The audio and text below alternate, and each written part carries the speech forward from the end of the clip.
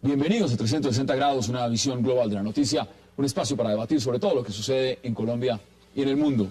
Y empezaremos hoy 360 hablando durante nuestra primera media hora sobre la decisión de Azonal Judicial de suspender el paro que lleva 56 días para irse de vacaciones hasta el 21 de enero. El presidente del sindicato de la rama judicial, Nelson Cantillo, el próximo lunes dijo reabrirán todos los juzgados del país y que luego el 17 de diciembre entrarán a la vacancia judicial por ser un derecho de los trabajadores. Desde el gobierno ya les dijeron que deben pagar el tiempo perdido, así sea con sus vacaciones. Hoy 360 grados al paro judicial. Y en nuestro segundo debate de la noche hablaremos de la denuncia realizada por el alcalde de Bogotá, Gustavo Petro, acerca de las nuevas chuzadas que le estaría propinando, que sería víctima para descubrir su estrategia de basuras cero. El alcalde Gustavo Petro nuevamente habría sido chuzado y esta vez habría sido por un plan secreto para recoger basuras en Bogotá. Luego de conocerse una grabación de una reunión privada entre el burgomaestre, miembros del sindicato de la empresa de acueducto y empresarios privados. ¿Está siendo chuzado el alcalde Petro? Y si es así, ¿quién estaría detrás de estas chuzadas? Debate hoy aquí en 360. Y nuestro tercer tema de la noche serán las recientes declaraciones del presidente Juan Manuel Santos y de otras personalidades alertando sobre el fracaso de la guerra antidrogas y pidiendo un nuevo enfoque. Sin embargo, Santos afirmó que Colombia seguirá atacando al narcotráfico de manera contundente. El presidente de Colombia, junto a otros exmandatarios, como lo han hecho en el pasado los expresidentes Jimmy Carter, Fernando Cardoso, César Gaviria, Vicente Fox y Lich Walesa, advirtieron que decenas de miles de personas mueren cada año en la guerra contra las drogas y que las políticas de prohibición crean más daño que las que previenen. En realidad hay que cambiar y replantear la guerra contra las drogas. ¿Será la legalización la solución a todo el problema? Lo discutiremos aquí junto a ustedes esta noche en 360 y no se vayan, que en segundos empezamos con nuestros invitados.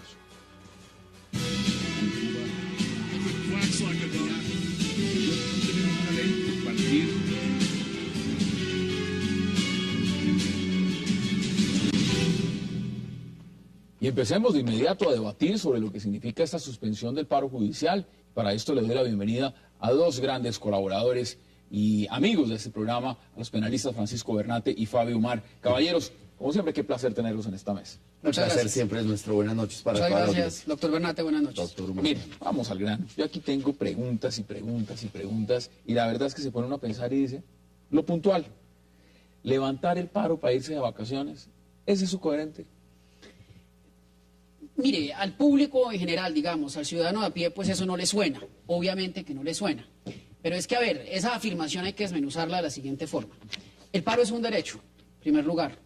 Y el paro no es unas vacaciones de 56 días. El paro no ha sido que los fiscales y los jueces han quedado durmiendo. La fiscalía ha seguido trabajando a media marcha. Pero algunos, no todos. No crea. Es más lo que se trabaja. Lo que pasa, Hassan, es que está la desidia que los ciudadanos en general perciben de la administración de justicia, que hay un momento en que ya parece que daría lo mismo tener o no tener justicia. Fíjese usted que este paro, que es el paro más largo en los últimos... En la historia de Colombia. ¿En la historia de Colombia? Sí. Bueno. Es un paro que ha pasado relativamente desapercibido en los medios. Esto nunca ha sido tema del día en las emisoras matutinas, esto no ha sido portada de la revista Semana, y tenemos un país de 46 millones de personas sin justicia hace 56 días. Los medios le hemos hecho un gran seguimiento. Un seguimiento, dejémoslo en un seguimiento. Lo que percibo y se los pregunto a ustedes es, y hicimos con la misma pregunta, hombre, ¿es coherente decir que uno va a levantar un paro en diciembre para volverse a ir a vacaciones y miramos en enero, pues si seguimos en paro? Eso, Sí. Planteémoslo como es. ¿Eso no es un acto muy sinvergüenza? Pues así planteado, sí, claro. Pero hay que ver el contexto de esto. Es decir, esto primero hay que decir que el paro es un derecho. Es decir, yo sí coayudo totalmente lo que dice el doctor Manuel, en el sentido de que no hay unas vacaciones voluntarias. Estas personas estaban haciendo una justa reclamación, se atendieron las causas legales, pero yo no creo que tenga nada que ver con las vacaciones o no. Lo que sucede es que en esta última semana el paro judicial fue objeto de unos golpes muy duros. Es decir, el Procurador General de la Nación sale a decir que va a investigar a las personas. Obviamente eso golpea la base, porque los jueces y los fiscales son investigados por la veeduría o por el Consejo de la Judicatura, pero el funcionario de la parte más baja es el que se ve expuesto a eso. El Consejo Superior de la Judicatura salió también a golpear durísimo el paro cuando señaló que no iban a pagar los salarios ni las primas, cuando eso supone que el paro sea ilegal. Es un descaro salir a decir eso. Pero seamos realistas también. Si esto hubiera pasado en enero, o este paro se hubiera hecho en febrero, no lo hubieran hecho. Hubieran dicho, no están las vacaciones de diciembre y no se nos juntan las fechas. O sea, aquí hay una congruencia de fechas y hay un esquema que la pregunta que se han hecho que muchos es desafortunado, lo que usted quiere decir. Muy desafortunado. Sí, probablemente sea desafortunado. ¿O calculado? Pero yo no creo que sea calculado porque yo creo que nadie previó que esto se tomara 60 días. Yo no creo que nadie, ni siquiera Zonal, previó que esto se tomara 60 días.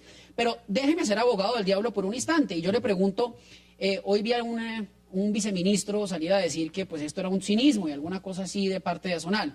Yo le pregunto, ¿cuántas veces esos viceministros y cuántas veces las personas han salido, entre comillas, a felicitar o a reconocer el trabajo de la rama judicial cuando, por ejemplo, el horario es de 8 de la mañana a 5 de la tarde de lunes a viernes y usted va un domingo a una sala de audiencias y es exactamente como si fuera un lunes? Y a las 4 de la mañana hay funcionarios legalizando capturas y ahí haciendo operativos y la justicia, por cuenta del nuevo sistema acusatorio, funciona a las 24 horas del día, cosa que no pasaba antes. Entonces decir que los fiscales y los jueces pues son como unos recocheros que aprovecharon esto para irse a descansar, yo no creo. Acá hay un tema yo no creo. Y en eso han estado de acuerdo absolutamente todos. Tema de las reivindicaciones salariales. Claro. Son justas, lo ha dicho todo el mundo. Además, esto no es nuevo. Llevan, ¿cuánto? 20 años pidiendo... Yo no sé cuántos llevan, pero le quiero decir que en Colombia... Llevan 20 años. Bueno, 20 años. Entonces, eso es justo, eso es coherente. Justo, es coherente. Lo que están pidiendo ha sido coherente. La gran pregunta es el lapso de tiempo que se ha tomado. Ya vamos a mirarlo parte por parte. Porque si cuando una causa es justa, pero el mecanismo por el cual se está reivindicando esa causa empieza a salirse de rumbo, empieza a perder legitimidad la causa. Sí, claro. ¿A ustedes no les parece que un paro que ya va a cumplir próximamente, podría cumplir 60 días? El domingo cumple 60 días. En ese marco, una causa a la cual todo el mundo apoyaba esa reivindicación, inicialmente está diciendo, hombre, esto ya suena a otra cosa. No, y ahora nos vamos de vacaciones y de pronto volvemos en enero y seguimos pensando pero ojo, qué vamos a hacer. Pero así visto, eso no... pero miremos la película completa. ¿Qué pasó aquí? Aquí los primeros días del paro, el gobierno nacional escuchó a los funcionarios, a los representantes de Azonal todos los días, y el único afán del gobierno nunca fue el de resolver la problemática de los funcionarios, sino el de anunciar en los medios que se había llegado a un acuerdo. Hubo 4 anuncios fallidos de que había acuerdo. Ya en el último, la presión fue tal que un sector de Azonal Judicial acepta que hay un acuerdo sin consultar las bases. Este paro se hubiera resuelto ese día con 24 horas de espera para consultar a las bases. Hoy hemos llamado al señor Nelson Cantillo varias veces, no han venido. Pero aquí han venido varios sectores de la rama y les voy a contar algo que a mí me pareció hasta impresionante la última vez, y es que acá hay una división. Pero es que la división no solamente está entre el señor Otálvaro y el señor Cantillo. Sí, no. Acá hay una división mucho más profunda. Aquí han venido representantes de la Fiscalía, aquí han venido de los jueces, aquí han venido prácticamente de todos los sectores de la rama judicial. Y lo que uno ve es que ni siquiera ellos mismos están de acuerdo. Mire, Hassan, yo creo que eso que usted está diciendo es perfectamente, digamos, válido y llama la atención, desde luego. Quiero hacer 2 anotaciones. La primera, quien sale a vacaciones son los jueces del circuito. Pero las fiscalías no salen a vacaciones, la fiscalía no tiene vacaciones colectivas y los jueces de control de garantías todavía quedan porque hacen las audiencias inmediatas o de capturas o de legalizaciones. ¿Cuántos están en paro en este momento? ¿Sabe la cifra? El 90%. Pues yo creo que alrededor de 40.000, 35.000 personas. Sí. Yo les voy a poner un ejemplo pragmático. Es como si aquí entraran en paro los camarógrafos. El programa no sale al aire. O entrar en paro el de producción, pues no sale al aire. O entrar en paro el presentador o el director, pues no salimos al aire. De acuerdo. Aquí falla una de las personas y el eslabón se cae. Podemos estar diciendo nosotros, bajo el argumento de que solo un sector, el que está en paro muy chiquito, pues la justicia no opera. Claro. Y la pregunta que nos estamos haciendo muchos colombianos es, bueno, ¿vamos a seguir responsabilizando al gobierno? ¿O acá hay una parte muy, muy especial que también tiene que ver con quienes están dirigiendo el paro? Claro, pero es que eso fue el efecto de minimizar la protesta. Y es que a través del Twitter, funcionarios del Ministerio de Justicia lo que hacían era decir es que aquí es el 20% nomás. cuando no consultaba en lo más mínimo, la realidad era el 95% del país el que estaba paralizado. A esto nunca se le Es que mire, doctor Bernate, con que para lo quemado en Bogotá esté en paro, quiere decir que el 30% de las audiencias del país o el 40% están en paro. Si usted lo mira en términos funcionales, pero si usted lo mira en términos del total de procesos del país, está próximo al 99.5%. ¿Qué ganamos No, con que un fiscal investigue si no puede ir a un juzgado? No, nada. Si el proceso no se puede llevar a Pues cero. ¿Qué ganamos con un fiscal investigando en estas condiciones? Es que aquí ha pensado alguien que ahorita viene un incremento salarial para todos los funcionarios que se hace a rajatabla, es decir, es el 3%. El mismo 3% para un funcionario que gana 25 millones le representa un aumento de un millón de pesos. Para el secretario de juzgado que se gana 1 millón de pesos son 60.000 pesos. O sea, la brecha este año aumenta 960.000 pesos más. Mire. ¿Qué hicimos? Meter el mugre bajo el tapete y listo. Estábamos hablando el otro día aquí justamente con dos líderes sindicales y con un experto en el tema laboral de lo que significa el salario mínimo. Salario mínimo. Y ni siquiera lo han podido, están mirando si lo suben el 3% o el 4%. O sea, si vamos a hablar de tema salarial, realmente no podemos ponernos tampoco a pelear. Porque la mayoría de los colombianos que viven con un salario mínimo no alcanzan ni siquiera a comprar la canasta familiar, porque ni duplicando el salario mínimo podrían comprarla. ¿Cómo bajo el argumento salarial, que evidentemente es una reivindicación que es válida, vamos a parar el sistema judicial en Colombia? Pero perdóneme, es que el gobierno, ¿qué ha hecho por arreglarlo? El incremento que proponen es un incremento de 22.000 o de 25.000 pesos para los fiscales, cuando la brecha que hay, como lo decía el doctor Bernate, es absolutamente vergonzosa. Y crece año a año. No, pero no solo eso, doctor Bernate. Mire, es que en Colombia ha habido dos grandes abandonados de las políticas de Estado, que son la infraestructura del país y la rama judicial. Mire, yo sí les pregunto, porque ya hay columnistas de opinión, críticos de lo que está pasando y por supuesto vigilantes del proceso, que están diciendo, esto sería vergonzoso si en enero lo que se llega es únicamente a cobrar la prima. Porque el tema salarial, y volvemos a la discusión de fondo, es que las reivindicaciones que están pidiendo son válidas. El problema es el mecanismo. Pero perdón, Hassan, ¿qué hace usted cuando durante 22 años, pregunto, y lo pregunto desde la ignorancia realmente, ¿qué hace usted cuando durante 22 años solicita algo y nunca se lo atienden? Y cuando el funcionario de policía judicial, que son los ojos y los oídos y el tacto del fiscal en el lugar de los hechos, porque el fiscal no puede asistir al lugar del homicidio o al lugar del hurto, cuando esa persona se gana 1.200.000, 1.300.000 pesos, es terrible. y de ahí tiene que sacar plata para adelantar la investigación, por ejemplo, pagar el transporte, sacar las fotocopias. Entonces hay un momento de quiebre, hay un momento de dolor, de indignación. Mire, escúcheme lo que le voy a decir y voy a hablar en primera persona. Hemos resultado muy afectados los abogados litigantes. Llevamos 8 semanas sin hacer audiencias. Pero le digo una cosa, no hay un solo litigante que de corazón no diga que está con el paro. Porque es que también seremos los primeros beneficiados cuando la justicia tenga dignidad. Se lo pregunto desde la otra orilla.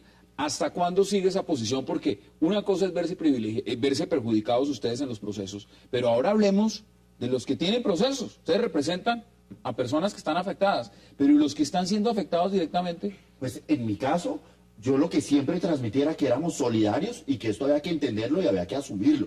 Yo estoy totalmente de acuerdo con que todos los que tenemos que ver algo con la justicia entendimos esto como algo legítimo, correcto y sobre todo con una visión que no es fácil que la ciudadanía entienda, y es que el paro es un derecho, es que no es que están de vacaciones, nada, es un derecho y tienen derecho a cobrar mientras están en paro. Claro. Llegado el día 60 se buscan las formas de arreglo directo. Lo que parece curioso es levantar un paro justo en la fecha para irse de vacaciones. Fue una nefasta eso coincidencia. literalmente sí lo pone muy en entredicho. Hagamos una breve pausa y ya regresamos para seguir debatiendo lo que significa el paro judicial en Colombia. No se vayan, ya volvemos.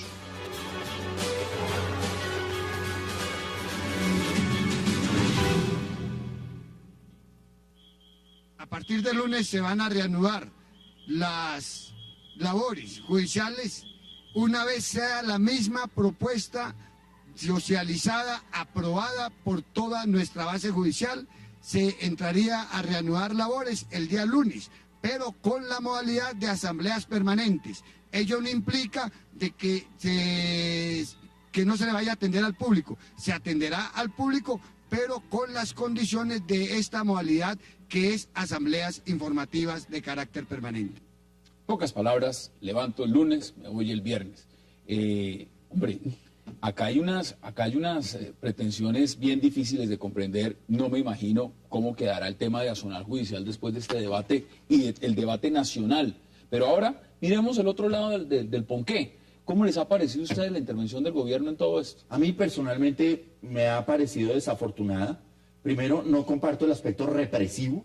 amenazante, el desafío por sacar una noticia, esto ya se resolvió, aquí no está pasando nada, pero Hassan, qué dolor nos da a los colombianos ver cómo la Policía Nacional rompe las paredes del edificio de Manuel Gaona, edificio que lleva su nombre por un magistrado inmolado en la Corte Suprema de Justicia, las paredes las rompieron. Nuevamente el mes de noviembre nefasto para la justicia en este sentido.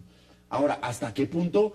¿Por qué esta arrogancia de que nuestro gobierno se sienta a hablar con todo el mundo, Mire, pero no con los jueces? Mire, aquí y hay lo han dicho. hay mermelada para todo el mundo, pero para la justicia no. Aquí lo han dicho muchos de los que se han sentado representantes de la rama judicial que se han sentido maltratados por el Pero gobierno. claro, porque no los atendió. Creo que ayer hubo unos choques de carácter físico, digamos, de empujones, de empellones, de vulgaridades entre algunos directores seccionales de algunas seccionales de Bogotá, precisamente, y algunos fiscales.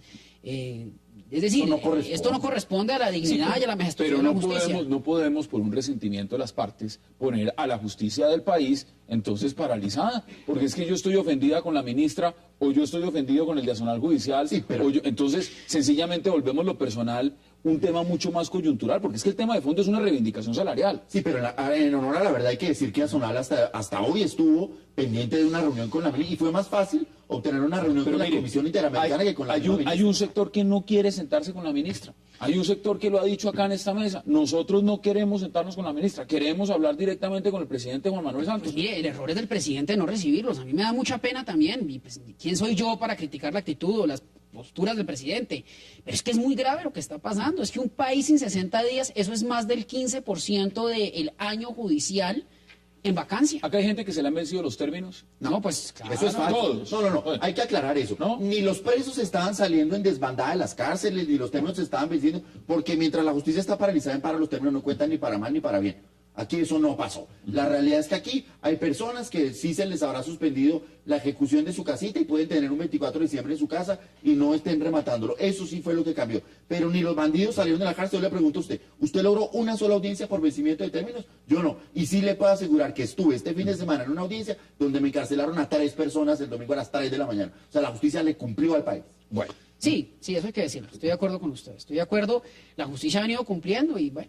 Pero, O sea, hay un circuito roto ahí, hay un teléfono roto entre bueno, ¿y con quién entre el alto negociar? gobierno. Mire, ¿con quién negociar? Porque uno ve a Zonal Judicial y uno no sabe si hay que hablar con el señor Otálvaro, que parece que no hay que hablar con él, sino es con el señor Cantillo. Uno no sabe si hay que hablar es con algún representante de los jueces. Uno no sabe si hay que hablar Pero con yo le los de la pregunto Fiscalía. una cosa. ¿Con quién hay que hablar? ¿Eso es una debilidad de Azonal o por el contrario es una fortaleza frente a su contradictor natural, que en este caso es el gobierno? Yo se los pregunto desde el Porque otro hay que sentido. verlo, hay que ver. No, perdóneme, es que la ministra tiene que ponerse los pantalones, porque escúcheme lo que voy a decir, me ha parecido una ministra totalmente aguachenta la que hemos tenido, que no ha salido a resolver el problema. Es que un país no puede estar 60 días sin justicia. Pero la responsabilidad, entonces, en su opinión, directamente, usted le achaca más responsabilidad a la ministra. Usted dice, la ministra no ha sabido manejar el tema. Pues mire, a mí me da pena, si yo fuera ministro y a mí me corre un paro de 60 días, yo presento la renuncia No, pero si aquí tenemos cancilleres que han perdido 75.000 kilómetros y no renuncian. Por eso, es que entonces, si es que tenemos la moda, si tenemos de esos perder, ministros, la moda de claro. perder y caerse para arriba, y entonces una ministra a la que en su mandato, en su cartera, por coincidencias probablemente, yo no le echo la culpa, pero no resuelve un paro de 60 días, que están anunciando que se levantan para volverse a reanudar en enero, perdóneme, no es una persona apta mire, para creo estar que en el tenemos cargo. material visual que podemos ver y que es interesante para el debate. Veamos. Esto no cierra las posibilidades futuras de seguir trabajando para obtener un mejor sistema de nivelación de los funcionarios de la rama jurisdiccional. Declaraciones del fiscal Eduardo Montealegre. Doctor Bernatti, volvamos a la parte. ¿Cómo queda Azonal? Porque es que pareciera que los de Azonal, el señor Otálvaro y los demás que firmaron un acuerdo, porque es que yo ya creo que han levantado el paro entre comillas. 5 veces con esto. No, yo pensaba que era como 10, que lo habían levantado y volvían y entraban en paro y volvían y lo levantaban. ¿Cómo queda Azonal Judicial después de esto? Yo creo que con esto perdió no solo Azonal, el sindicalismo colombiano, en la medida en que aquí un sindicato se fue dividiendo, se fue fragmentando, no solo la división interna de Azonal, la división de los fiscales, siempre que hay un levantamiento del paro, que hay un resentimiento de los funcionarios, pero también hay que decir, Azonal no es una entidad que nació ayer, Esto tiene muchos años, ha tenido momentos de gloria, y yo creo que el reto es cómo conectar este movimiento de accionar judicial con el mismo movimiento de paros judiciales que hubo en Honduras, Argentina, Perú, Paraguay y España. O sea, esto es un movimiento internacional de la justicia reclamando el lugar que merece. Es que, ¿qué sentiría usted como secretario de juzgado trabajando todos los días hasta las 10 de la noche por 1.200.000 pesos cuando ve que un tipo se pensiona como magistrado auxiliar por un mes de trabajo con un salario de 19.800.000 pesos? A mí me da pena, yo también me hubiera ido a paro. Bueno, eso, yo le entiendo su percepción, pero vuelvo y le digo lo mismo. Aquí, después de ver la discusión y el debate, lo que significa el salario mínimo en Colombia, uno debería preguntarse realmente, hombre, acá hay temas de fondo mucho más serios en el tema salarial, muchísimo más serios. Hay personas que están ganando 566.000 pesos y la canasta familiar vale 1.200.000. Sí, pero es que esas personas, y me parece que es muy válido el argumento, y muchas personas del común y corriente dirán, hombre, ¿de qué se queja un fiscal si se gana 4 o 6 millones de pesos versus una persona que se está ganando el mínimo y a veces un poco menos que el mínimo? Pero la discusión no es esa, la discusión es cuál es la responsabilidad en una democracia de un juez y de un fiscal. Y cuáles son los deberes que tienen, cuál es su rol en el Estado y cuánto deben ganar. Mire, en eso usted tiene toda la razón. Un funcionario colombiano tiene más procesos per cápita que cualquier otro funcionario en el mundo. Entonces vámonos a las soluciones, vámonos a las soluciones. Si usted estuviera en la mesa de negociaciones, ¿usted qué le estaría diciendo? Yo aquí ya la propuse, yo les dije, mire, congelemos los incrementos salariales para los altos cargos de la rama, y en ese sentido los incrementos van impactando a las bases, de abajo hacia arriba, se va a llegar a cerrar la brecha. Usted hablaba... El año entrante la brecha se multiplica otra vez con un incremento así sea del 1%, ese 1% es una cosa para un tipo que se gana 1 millón de pesos y otra para el que se gana 25. Usted hablaba de un tema interesantísimo y es lo que propone usted con la Procuraduría. ¿Qué es lo de la Procuraduría? 360 funcionarios que cumplen funciones jurisdiccionales en la Procuraduría General de la Nación, que van a los procesos a opinar, y por eso les dan 19.8 millones de pesos mensuales. 19.8 solo por sentarse en un proceso en la mesa. ¿Eso se necesita? Eso ustedes lo saben. No, es que mire, la reforma tiene que ser estructural. Lo primero que tiene que haber aquí, y yo he sido una voz solitaria en eso, y espero que alguien algún día me acompañe, es que la justicia no puede seguir siendo gratuita. Aquí hay pleitos que se están ventilando de familia, pleitos pequeños, pleitos menores, que por supuesto debe haber gratuidad. Pero aquí hay pleitos de talla mundial. Aquí el Consejo de Estado ha condenado a la nación a 300 millones de dólares por la expropiación de gran ahorrar. Aquí hay pleitos de marcas y patentes de 5, de 10 millones de dólares. Hay algo de eso que tiene que quedar para la Administración de Justicia. Tiene que haber un arancel judicial. Segundo, no todo puede ir a la justicia. Los colombianos somos en general, y en eso tenemos culpa probablemente los abogados y los operadores, somos un país reivindicatorio ante la justicia. Aquí lo miran mal a uno apunta las placas del carro y va y denuncia que es que el señor del carro tal me miró mal y me hizo pistola. Eso tiene que acabarse. Y fuera de eso, aquí tiene que haber más plazas entre fiscalías y justicia. Pero usted no me contaba, y lo verificamos y lo decimos, muchos de estos edificios donde no tienen ni siquiera ascensor. Es decir, eso es lo de menos, es que ojalá no tuvieran ascensor, es que no tienen baños. O sea, ¿cómo administran justicia si no tienen baños y si no hay ascensor? Uno se pregunta... Le quiero decir que Palo Quemado, que recibe 3.000 visitantes o 4.000 al día y que tiene una planta de 2.500 personas al día, hay días en que no hay agua. Entonces hay una emergencia sanitaria. O sea, se está haciendo justicia en un edificio donde no hay agua. En unas condiciones. En la capital de la República. O sea, no le estoy hablando de un pueblito lejano en el Casanare, estoy hablando de la capital de la República. Y le estoy diciendo que en Cali, hace 5 años, pusieron una bomba en un edificio. Y la semana pasada entregaron el primer edificio para repararlo. Es decir, se demoraron 5 años dándole un lugar digno a la justicia en una ciudad como Cali, que es la ciudad industrial por excelencia de Colombia. Pero para construir cárceles está toda la plata. No, para comprar aviones espía. Bueno, se está gastando, y eso es un debate también que está abierto. Está el gobierno invirtiendo, y no solo todos lo han hecho, invirtiendo en todo, menos en el tema judicial. Mira las cifras de lo que estamos gastando. ¿Cuánto nos cuesta la ley de víctimas? ¿Cuánto nos cuesta el proceso de paz en La Habana? ¿Cuánto nos va a costar las indemnizaciones? La ley de tierras, 200.000 millones de pesos mandamos ahorita para San Andrés. ¿Cuánto nos costó la defensa en La Haya? ¿Y por qué los funcionarios de la rama judicial tienen que vivir con estos salarios? Tienen que vivir sin ascensores, tienen que pagarse sus desplazamientos. ¿Cuánto nos valen las pensiones? Usted con esos argumentos, el paro sigue 2 años. No, yo le cambio el argumento. Yo no, se lo planteo de esa forma, porque si usted lo pinta tan dramático que entonces el paro no lo van a levantar. Pero alguien tiene que ponerse la camiseta por esto. A ver, aquí lo que está pasando es que la calidad de la administración de justicia, precisamente porque no hay herramientas, en la mayoría de los casos es una administración de justicia deficiente. porque no hay herramientas, porque no hay secretarios, porque no hay computadores, porque no hay infraestructura. ¿Y quién paga las consecuencias de esa mala administración de justicia? El ciudadano, cuando se ve afectado y tiene que demandar ante el contencioso administrativo esas decisiones, y otra vez el Estado. Perdóneme, ¿cuántas veces hemos tenido los ciudadanos vía impuestos que pagar los errores de administración de justicia? Usted me lo dirá. La entidad más demandada en el contencioso después de las fuerzas militares es la Fiscalía. ¿Qué vamos a hacer entonces? Porque aquí el tema no solamente... Hemos visto las aristas desde las dos partes, desde lo que piensan desde la rama judicial internamente, desde lo que piensa desde afuera los críticos del proceso, el tema de las posiciones que tendrá a sonar judicial, lo que ha tenido el gobierno nacional.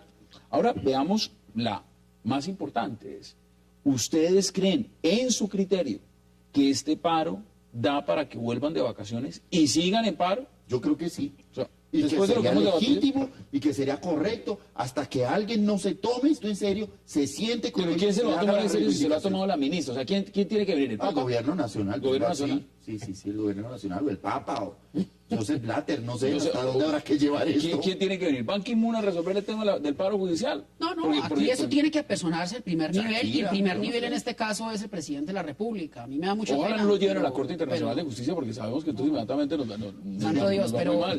pero aquí el presidente tiene que apersonarse de esto, porque yo personalmente creo que es absolutamente impensable que un país como Colombia pretenda entrar a los organismos multilaterales como la OMCD, todos esos No, se le ha apuntado a organismos. todos los temas internacionales. eso Todos sí, los todos temas los ha temas querido internacionales. tener y se ha querido mostrar como un país desarrollado y un país en vías de desarrollo y un país... Y resulta que ese país lleva 60 días sin justicia. Señor, aquí se han gastado 35 millones de dólares para atender unos mandatarios en una fiesta de 3 días en Cartagena. O sea, después de eso... Y entonces, ¿cómo no pelea uno, por Dios?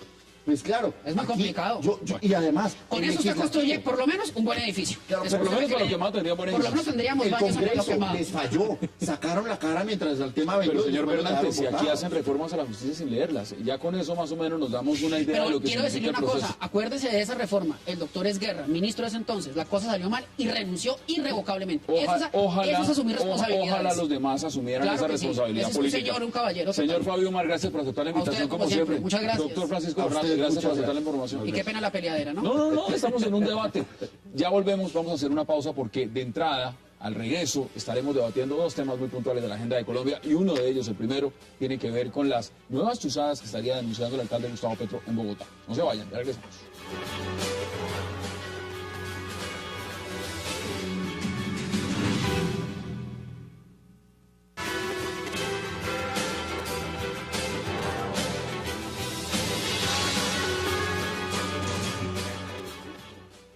Regresamos a 360 grados y estamos viendo las imágenes de lo que ha sido pues un gran debate en Bogotá y por supuesto que ha copado también la agenda nacional y tiene que ver con las decisiones que ha tomado el alcalde de Bogotá, Gustavo Petro, en el tema de las basuras y por supuesto en otros temas más. Ahora el alcalde Gustavo Petro ha dicho que le han vuelto a chuzar los teléfonos justamente en un plan para averiguar exactamente cuáles son sus estrategias y demás. Pero para debatir de este tema, le doy la bienvenida de inmediato a Marcelo Caruso, al concejal Antonio Sanguino y también al concejal Diego García. Señores, qué placer y gracias por acompañarnos esta noche. Muchas gracias, Hassan. Bueno, Muchas concejal, ¿cómo ha estado? Muy bien, muchas gracias. ¿Cómo ve usted el tema del alcalde Gustavo Petro y sus nuevas declaraciones? Bueno, lo que debemos entender de antemano es que romper los esquemas y romper los sistemas siempre traerá todo tipo de tensiones. Y lo que de un comienzo se vino programando y proponiendo es que la forma con la que estamos manejando las basuras no es la adecuada en la ciudad. Estamos secuestrando nosotros el tema de los residuos sólidos, estamos teniendo una sola y única destinación que nos lo recojan y nos lo dispongan. Y pues se han dado las evidencias del tipo de intervenciones que se han dado ante las propuestas del alcalde. No ha sido en vano un poco las advertencias que generó la alta consejera y a los pocos días la intervención que hace la superintendencia. No es un delirio de persecución como se quiere imaginar. Usted esto lo ve definido y claro, es decir, para usted acá hay una persecución. Hay una intervención, sí. Hay unos tropiezos, hay unos palos que se quieren colocar a la rueda y... ¿Para que lo estén chuzando el alcalde también? El tema de la chuzada yo creo que pues se dio con anterioridad. Uno podría pensar que por qué no en esta ocasión un interés económico tan fuerte que está marcado vuelva a suceder. O sea, ¿Qué ¿por dice qué no usted al hacerlo? respecto? Usted ha sido uno de los críticos del modelo lo ha planteado, lo ha dicho, tiene sus argumentos. Ahora, ¿eso qué significa? Porque el alcalde, cuando dice me están chuzando, eso es como, ¿esto ya tiene vicios de ilegalidad también? Sí, no, tres cosas, Hassan. Lo primero es que yo no soy crítico de un modelo porque yo no veo modelo.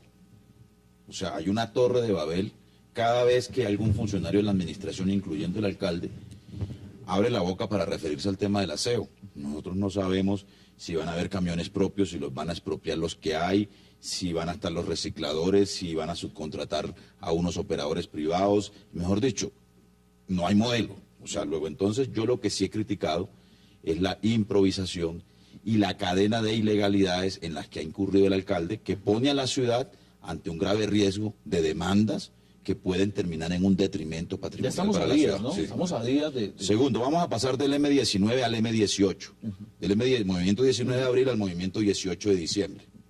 Segundo,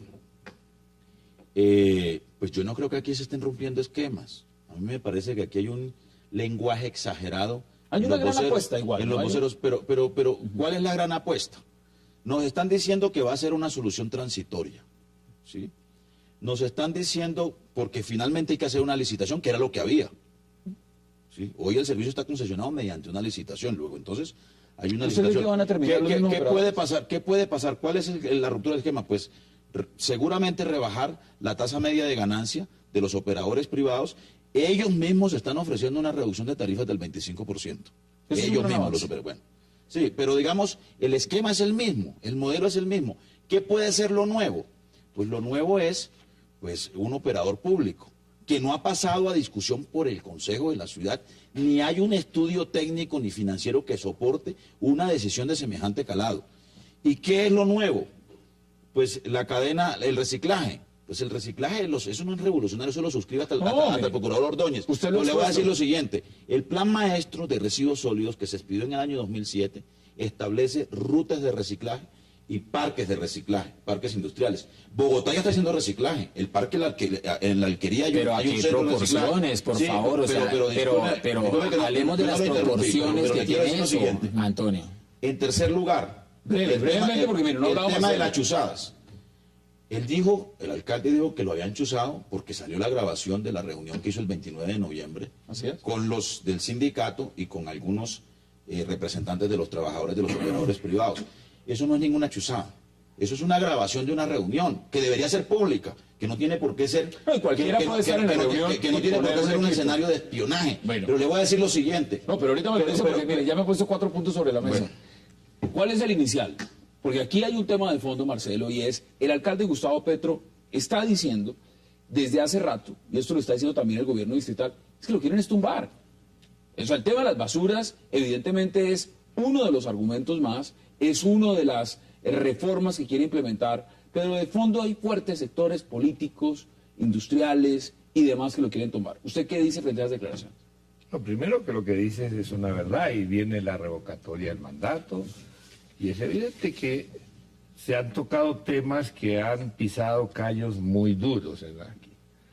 Pero a mí lo que me preocupa es que no se discute lo fundamental de este debate y después podemos pasar a lo que dice el concejal Sanguino.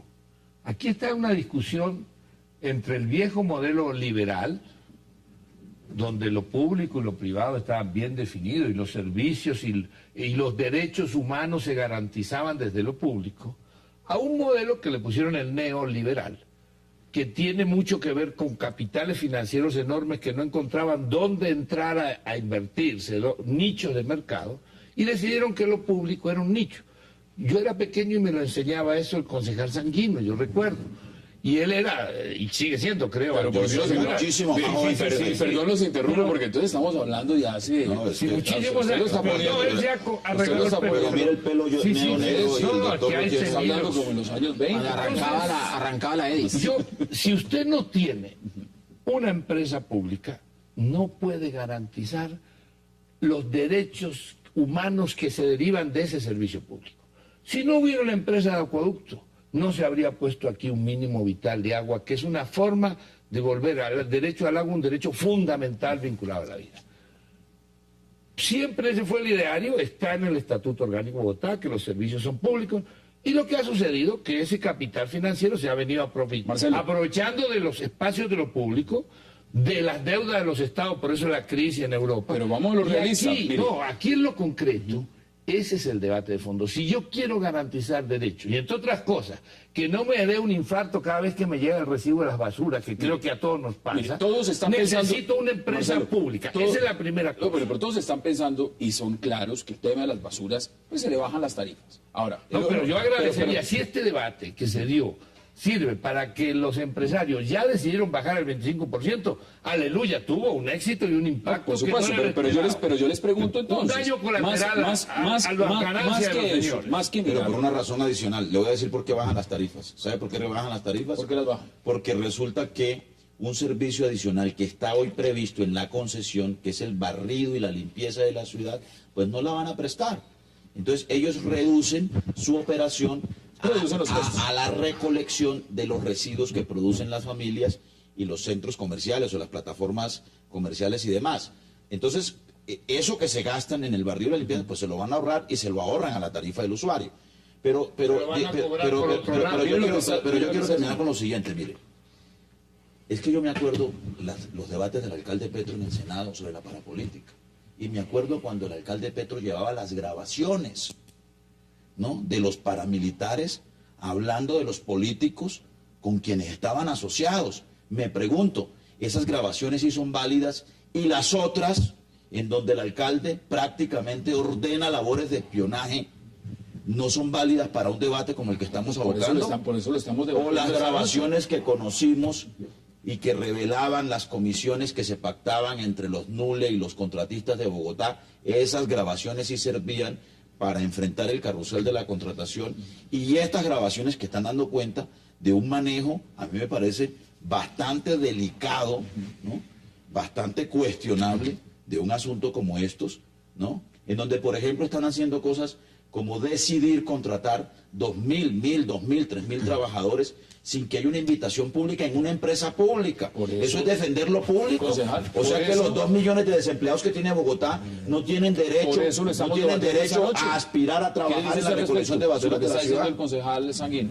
No, mira, es que cuando el concejal hace unas precisiones, Sanguino, con respecto a lo que ha venido siendo la prestación de los operadores, creo que obvia un balance que hay que hacer después de 10 años de lo que ha significado el servicio de aseo en Bogotá.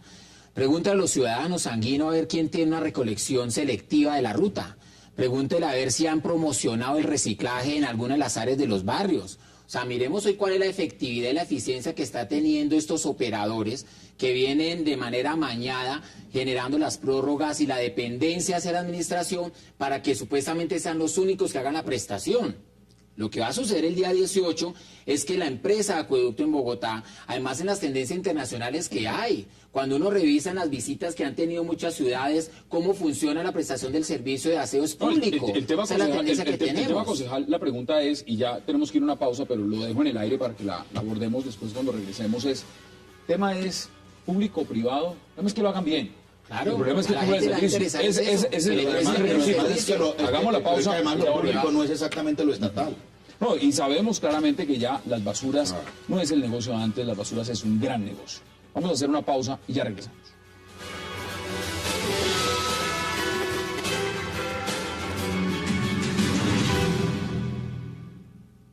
Los privados van a sentar también a las calles. Así es, respaldado por más cartas, no van a pedir el decreto que se prohíbe. El decreto lo van a demandar, pero ¿cuánto tiempo van a demorar en la demanda? Ahí empieza todo el decreto. Si nosotros sacamos sus trabajadores, no son golpes. Esa es la herramienta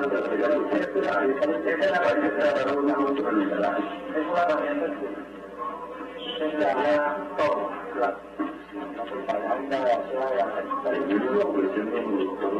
claro, que nos lo hace claro, que yo hago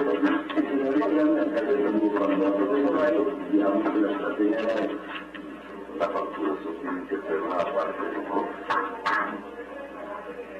mientras pelean judicialmente, se van ganando fácilmente ustedes tengan que lo deben.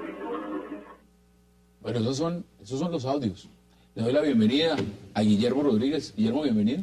Hassan, muchas gracias, buenas noches para ti, toda la audiencia, concejales, amigos. Mira, aquí se está peleando la palabra y quería entrar Marcelo, pero pues está en la mesa. Deme rápidamente su opinión, porque está el alcalde Gustavo Petro, estábamos escuchando, viviendo la transcripción de los audios. En su cuenta de Twitter puso también lo siguiente: he sido chuzado de nuevo y descubrieron que no digo groserías, que defiendo el interés general y que quiero trabajo decente a trabajadores. Pero los audios también dicen otras cosas. Bueno, pues efectivamente el alcalde de Bogotá, en su derecho, pues está afirmando que hicieron una grabación de una manera atrevida a una conversación que se supone que es privada. Le puede pasar al presidente, al alcalde, a un senador, a un concejal.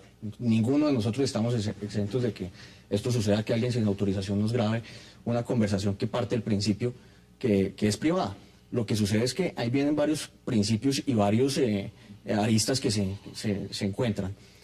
En ninguna parte, en ningún código y en ninguna ley está prohibido grabar sesiones, reuniones y demás. Lo que está tipificado en la ley, o lo que se llama chuzadas o popularmente chuzadas, es la interceptación ilegal de comunicaciones.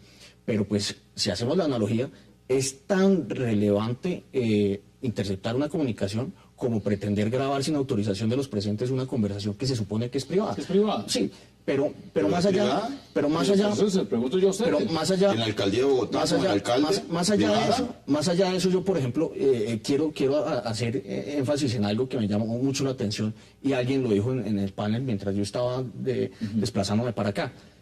O sea, si vamos a tipificar este tema y que no pase a mayores, ¿por qué vamos a poner y a tipificar a la señora Matajari, que grabó una sesión de la Corte, que en ninguna parte dice que es delito grabar la conversación de la Corte, y no es un delito? Acá hay un tema de fondo, y es un tema, y lo y no estoy siendo ni abogado de la Matajari, ni abogado del alcalde. Pero técnicamente no es una chuzada. No, pues evidentemente... No lo es. Aquí no le están interviniendo. Grabaron una reunión. De hecho en la alcaldía de Bogotá, con el alcalde. Lo ponemos en los términos, cuando usamos chuzadas, en los términos que va a hablar el propio alcalde. Ha dicho, he sido chuzado. A mí esto me parece secundario. Digo, podemos debatir si ahí nos enteramos. Lo grave del asunto es que sí es evidente que falta más información sobre una estrategia pública. Y en eso ha habido, sin duda, déficits, pero también uno se está enfrentando con 120.000 millones de pesos de utilidades al año, que generan muchísimos juegos de intereses. Y si usted está construyendo una política pública contra intereses tan fuertes, no lo hace hablando todo. A mí lo que me preocupa no es que hable cerrado allí. Lo que me preocupa es que lo público debe ser construido, como dijo el doctor Sanguino, no solo del Estado, no solo de los recicladores. ¿Qué opinan los usuarios del Bogotá, del servicio de basura, sobre esta opción?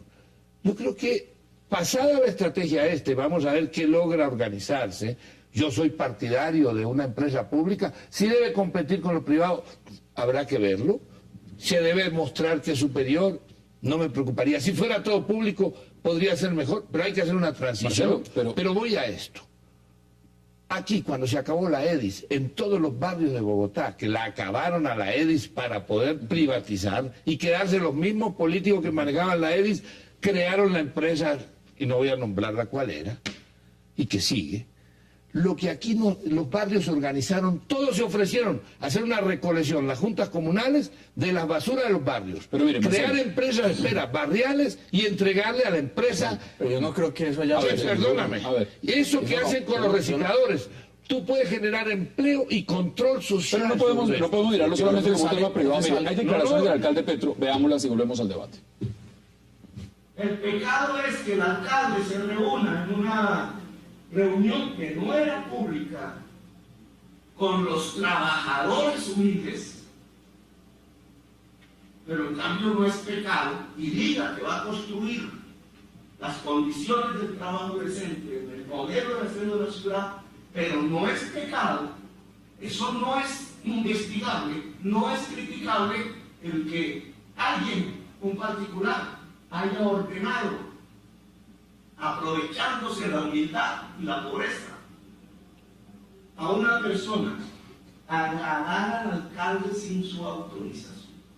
18 de diciembre, fecha importante. Adelante para que pueda hablar también el concejal Quiero decir García. lo siguiente, por supuesto que aquí estamos frente a intereses poderosísimos. O sea, los operadores privados no son ningunos ángeles, no, de los cielos, ¿no? Y tienen intereses, por supuesto, y seguramente se sienten con legitimidad, sienten que esos intereses son legítimos para defenderlos. Pero yo le quiero recordar lo siguiente, es que esta administración, los contratos que terminan el 18 de diciembre, no los firmó Clara López, ni los firmó Mocos, lo firmó Gustavo Petro, con esos 4 operadores privados. No incluyó rebaja de tarifas, fue en marzo de este año, amparado en una urgencia manifiesta. No incluyó a los recicladores, ¿no? Y los hizo con los 4 operadores calificados de mafiosos, ¿sí? Luego, entonces, aquí ya hay una decisión de este gobierno, no de nadie, de este gobierno. Pero ¿no? que era continuidad. Pero quiero decirlo, no, pero tuvo la oportunidad. A tres meses de asumirlo, insisto, tuvo la oportunidad, pero hizo. De acuerdo, discúlpame, pero él hizo empalme, estaba plenamente enterado, si es responsable, estuvo en una campaña que se venía, que estaba suspendida una licitación y que se venía una urgencia manifiesta y se terminaban los contratos. Yo le dije en su momento al director de la UAES, al doctor Asprilla, le dije, haga una invitación pública. No quede atrapado en los 4 operadores privados. Mire, ¿qué dicen ustedes? Pero quiero agregar lo siguiente. Es que además ha habido reuniones del señor Bravo en privado, en el club, en clubes privados de Bogotá, entre el señor Diego Bravo y el señor William Vélez. Departiendo además... Es que hay una ruta... en un contexto distinto a las oficinas. Hay una ruta en el tiempo que el concejal de pronto no ha entendido muy bien. Y es que la cronología es necesaria acá. ¿En qué momento sale la sentencia? ¿En qué momento se falla? ¿En qué momento sale el auto? ¿Y cuándo se dan las oportunidades para que realmente se genere la inclusión social a la que se negaron los operadores y las anteriores licitaciones? La anterior licitación que se tumba porque se cae por una nueva denuncia que no los incluyó.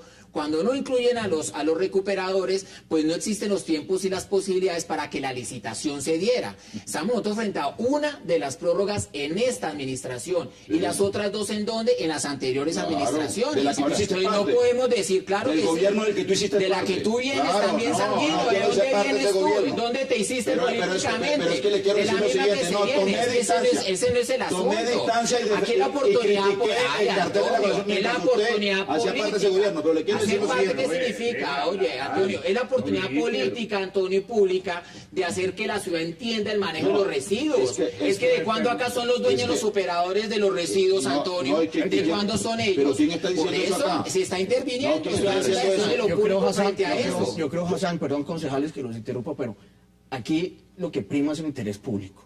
Y donde hay interés público, hay que dejar que haga... ¿Qué va a hacer la administración? Si lo va a hacer bien, pues Guillermo, bien de todo. la gran pregunta Ojalá. es Si qué lo hace va a mal, pues pasar mal. el 18 de diciembre. Pues, porque el tema va a de pasar fondo, algo y muy fuerte. ahí se lo pregunto yo sobre el esquema que hace Marcelo, independientemente si el debate es lo público o lo privado, el tema es que hay 8 millones, si esas son las cifras, de bogotanos que van a necesitar que le recojan su basura. Y vamos a tener en un caos. esquema real, que lo haga el privado, que lo haga el acueducto, pero que lo haga el agua bien. Y por supuesto unas mejores tarifas.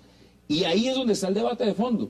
El debate de fondo es, vamos a llegar a esta fecha y vamos realmente a tener ese servicio como debe estar, o vamos a improvisar. Pero lo está haciendo y lo está haciendo mal, Hassan. Recuerda No, eso. yo se los pregunto a ustedes. Lo está haciendo mal. Hassan, Yo te voy a decir que si examinas tú todo el mare magnum político que está enfrentando hoy Bogotá por cuenta de las basuras, por quitarle un monopolio a X o Y, no sé si hay Son aquí 4 algo, operadores. si hay 4 operadores, no sé quiénes son, tampoco me interesa, pero lo único es que hay un servicio público que hay que cumplir, que los ciudadanos necesitamos que se cumpla. Yo no quiero saber que el 18 de diciembre vayamos a tener un caos, que vayamos a tener que no haya quien recoja las basuras. Espero que eso no vaya a suceder. Lo único cierto es que aquí prima el interés público y por el tema de las basuras, que es un tema macro, pequeño, micro, a lo que se ha querido hacer, Yo me pregunto, ni quiero pensar el problema que se vendría a la administración. Hace 2 días, con el Guillermo, tema estábamos de en EPB. esta misma mesa debatiendo sobre lo que significa ya una postura, y es que ya hay el inicio de una revocatoria del mandato del alcalde Gustavo Petro. Sí, pues, es decir, que evolucione o que no evolucione, eso es otro argumento. La pregunta es que eso ya se planteó. Yo lo moví en su momento, lo moví contra Samuel Moreno y logramos tener casi 1 millón de personas en una Volvamos página a lo real. que promoví yo y no pasó Acá hay un tema tema más de fondo de las basuras, y es un tema de tumbar un alcalde.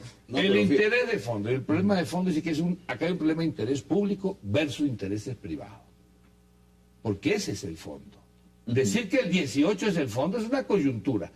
Si la alcaldía no es capaz de resolver eso el 18, se suicida sin duda. Y hay muchos que están esperando eso para no tener que gastarse plata en juntar firmas para revocarlo. Pero lo que está en el fondo, que pasado el 18 y seguramente va a pasar, y va a haber un acuerdo, sea el mejor o el peor, con las empresas que estaban gestionando. Yo no sé, no creo que logren montar una empresa al 18, eso está claro.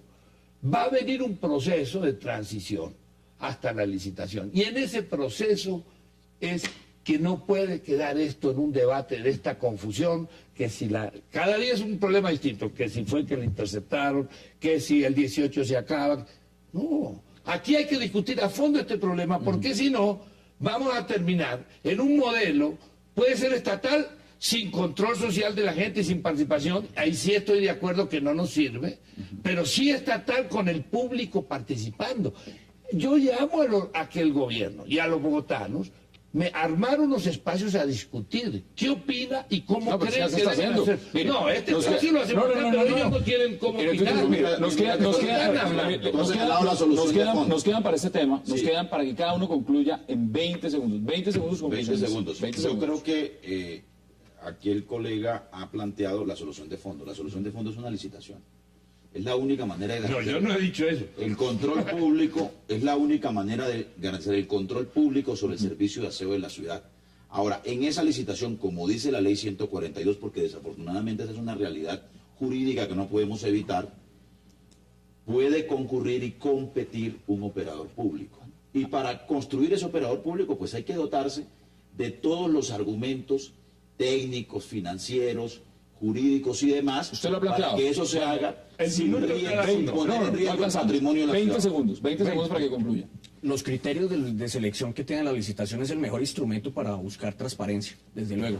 Pero recuerde usted que en el periodo de Samuel Moreno se robaron Bogotá a punta de licitaciones. No es el paradigma a seguir. Esperamos que Bogotá pueda tener un sistema de recolección de basuras donde sea muy participativo de todos y ojalá los operadores no salgan tan... 20 segundos. Recordarle a Bogotá que estamos frente a las posibilidades de la inclusión social de 15.000 trabajadores, que estamos frente a las posibilidades de la reducción de la tarifa y que estamos frente al cambio del manejo de los residuos en la ciudad y es el fomento masivo del reciclaje. Eso es lo que está ante la ciudadanía jugado. Bueno, y es una alcaldía también en juego. 20 Yo me segundos. quedo con la autonomía de los municipios y más del distrito que tiene su propio estatuto y no de la 142 que la hicieron para blindar los contratos de la privatización neoliberal que dijimos y me explicaba el doctor Sanguino de lo público. Hay que darle la autonomía a Bogotá, que son los y las bogotanas, no solo a la alcaldía, los y las bogotanas. Y si hay que hacer una consulta, preparar una consulta, un debate amplio, una consulta abierta, para eso existe. Ahí están la esas figura. posiciones. Vamos a hacer una pausa porque al regreso entraremos a debatir otro tema puntual de lo que significa lo que han llamado ya varios líderes mundiales, analistas, especialistas, el fracaso de la lucha antidrogas en el mundo. Ya volvemos, no se vayan.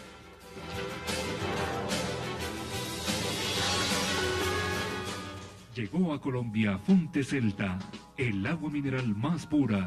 Fonte Celta, enriquecida con solidaridad.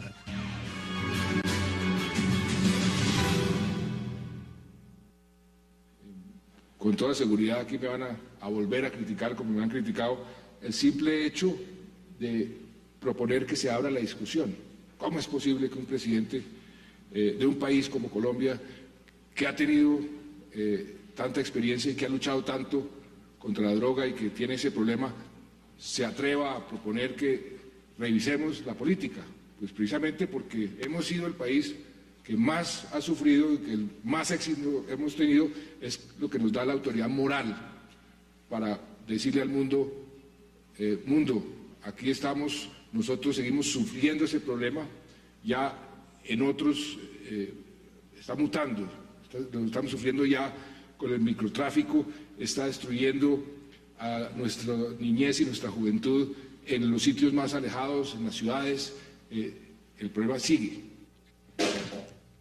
Regresamos, 360 declaraciones que dio el presidente de Colombia, Juan Manuel Santos. Bueno, el modelo de la lucha contra las drogas prácticamente fracasó. Yo no sé ustedes si le quitan la palabra prácticamente o se la dejan o le agregan otra. ¿Usted qué opina, Guillermo? Bueno, lo que el presidente está dando es lo que se cocinó en su momento en la Cumbre de las Américas en Cartagena, una posición que no nos deja bien parados internacionalmente. Que la política antidrogas la diga que hay que cambiarla o modificarla porque no ha dado resultados, que lo digan los países consumidores, pero a un país productor no le queda nada bien. Eso nos genera muchos problemas. Desde luego que desde el año 61, cuando en la ONU se plantearon todos los paradigmas para atacar el narcotráfico, pues ha fracasado. Eso no tenemos que decir, no podemos tapar el sol. Pero mire, esto lo han dicho los expresidentes Cedillo, Cardoso, sí, firma hasta Sting, Gaviria. Esto lo han planteado, esto no es nuevo, esto no es descubrir absolutamente nada nuevo. Aquí la diferencia es que el presidente Santos sale con la misma frase, el presidente Obama lo dijo también hace bastante tiempo, dijo, la lucha, el mecanismo ha fracasado. La gran pregunta es, bueno... Un expresidente también de los Estados Unidos firma. Claro, Carter, ahora, la pregunta es, bueno, ¿y qué? ¿Y qué vamos a hacer? ¿Vamos a seguir como vamos? Yo creo que lo grave es no decirlo.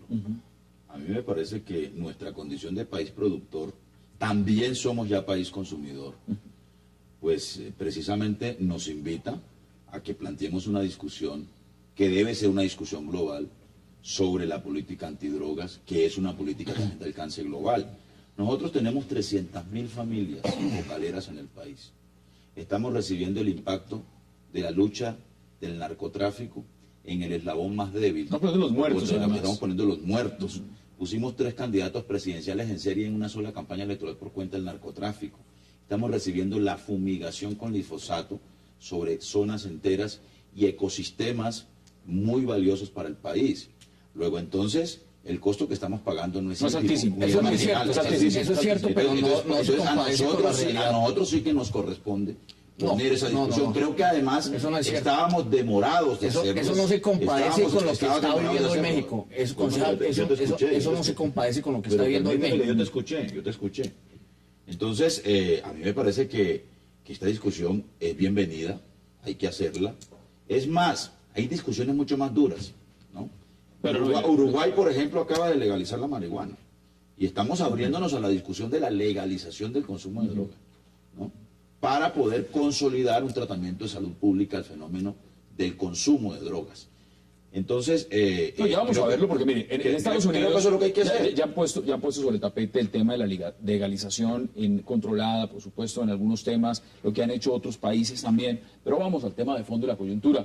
Ahora vamos a hacer contacto también con un experto en narcotráfico, Gustavo Duncan, en unos minutos, que conoce muy bien el tema. Muy bueno.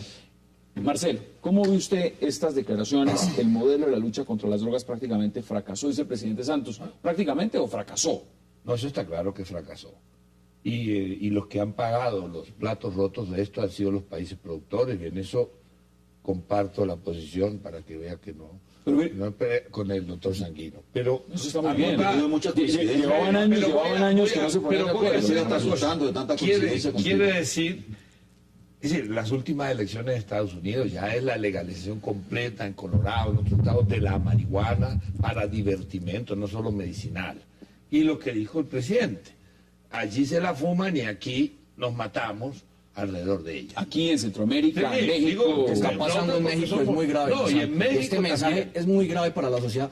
Lo que está viviendo México, es que usted no tiene, ninguno de ustedes ha visto las imágenes que no nos llegan a ninguno de nosotros de lo que está pasando en México. 100 personas colgadas de un puente muertas. Apilados. Pero eso quiere decir que la política es ineficaz. Pero mira, esto tiene que ver, entre otras cosas, con las negociaciones de paz y un punto que está en la agenda, que es narcotráfico. La coca, claro. Si no lo resuelven con Estados Unidos, muy difícil hacer una mínima solución. Se puede hacer local o sudamericana y demás. El tema central es, lo de México es una coca desaforada no hubo guerra, pero podríamos ser el modelo mexicano perfecto si aquí negociaran los insurgentes y quedara el negocio abierto. Tendríamos ejércitos privados sin ningún ideal trabajando en esto. A mí eso, creo que él está apuntando a preparar escenarios para tratar este tema a nivel internacional. Pero ya se han abierto, Marcelo. Lo está haciendo con consecuencia. Ahora, el tema es que aquí hay cosas que ya deberían acabarse. Uno no puede decir eso y mantener la fumigación. Y encima con productos contaminados que han comprado por ahí. Aquí hay varios temas financieros. El lavado que hay aquí, la existencia de muchos grupos viven de eso. El tema agrario, despojos. El tema industrial, insumos enormes de grandes transnacionales. Lo que significa la guerra también, lo que significa la guerra contra el narcotráfico. El tema ambiental, el tema humano, y el tema humano. Los seres humanos que estamos construyendo ya aquí, o violentos alrededor del negocio fácil, o sin dignidad, sin derechos humanos. Mira, yo creo que es un refrito, finalmente, un poco la posición. O sea, cuántas décadas para darnos cuenta y que el presidente pueda salir a comunicarle a su país que no pudimos vencer esta guerra. Claro que esa situación desde hace mucho tiempo se viene conociendo. Lo que habrá que pensar es cómo traduce eso en las prácticas y en las formas para que realmente tengamos la posibilidad de entender que de otra manera ese enfrentamiento.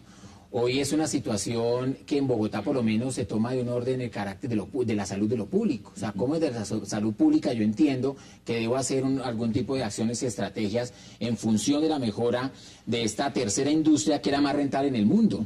Porque estamos también frente a una preocupación de lo que significa en el término de los negocios y el término de las utilidades que generan esta actividad. Entonces, pensar que el presidente ha hecho manifestación, sin duda un logro significativo para la gran lucha latinoamericana que se viene pensando, pero cuál es la acción, cuál es la estrategia y las formas del cambio es lo que tiene que demostrar y generar las posibilidades en el gobierno. Quiero hacer contacto de inmediato también con Gustavo Duncan, es experto en este tema de drogas y crimen organizado. Gustavo, como siempre, bienvenido y gracias por acompañarnos. No, muchas gracias a usted y buenas noches. Gustavo, ¿cómo ve usted estas declaraciones que ha dado el presidente Juan Manuel Santos? Ya las hemos dicho varias veces, en el contexto de lo que significa que prácticamente fracasó la lucha contra las drogas.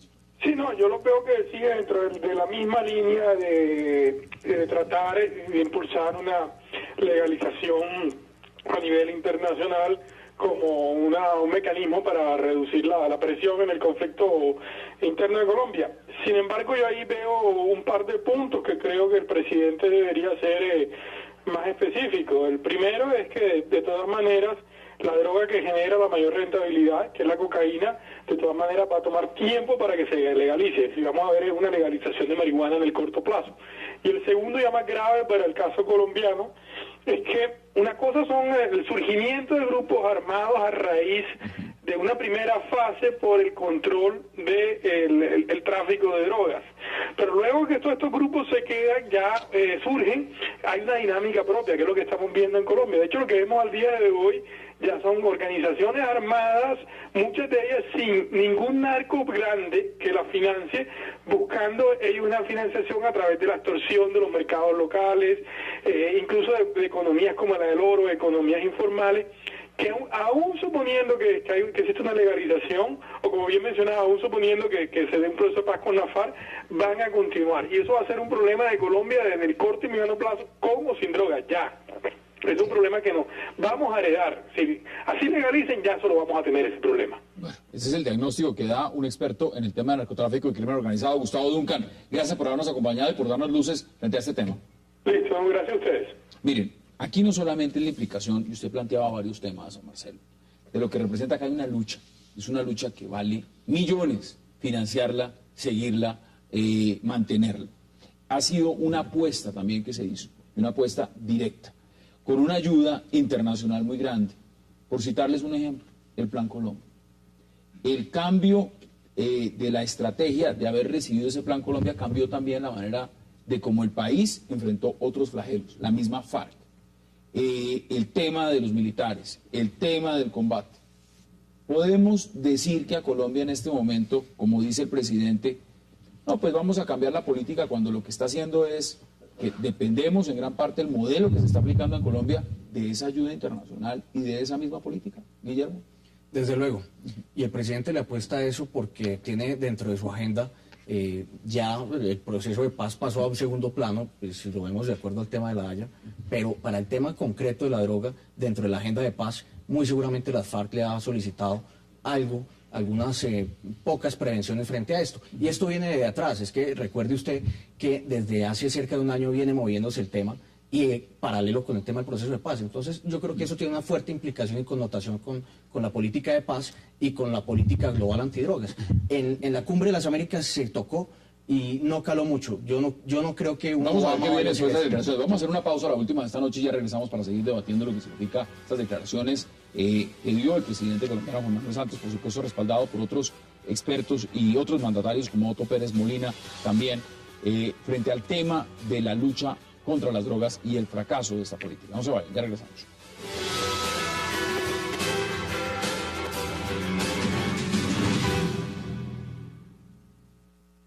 La evidencia muestra sistemáticamente que estas propuestas basadas en la salud producen mejores resultados que aquellas basadas en la criminalización. Esta carta la firman otros también, y hemos dicho los nombres, y esas son declaraciones también que tienen un marco muy importante dentro de todo esto. Usted decía, antes de que entráramos, el concejal Sanguino, antes de entrar en vivo de nuevo, que acá hay dos escenarios, un escenario internacional y uno interno. ¿Cómo lo ve usted en ese sentido? Yo creo que el escenario internacional, el presidente lo está atacando, me parece a mí, de manera correcta. Es decir, es mostrar la disposición como jefe de Estado a reabrir una discusión internacional sobre la política antidrogas, que repito, es una política de alcance global.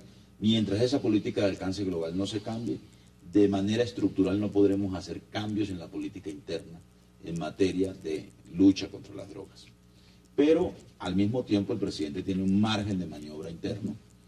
Y yo creo que los escenarios de paz que se abren con las FARC y que probablemente se van a abrir con el ELN pueden ser una buena oportunidad para ensayar cambios. Dígame dos. Cambios, por ejemplo, sustitución de cultivos de uso ilícito.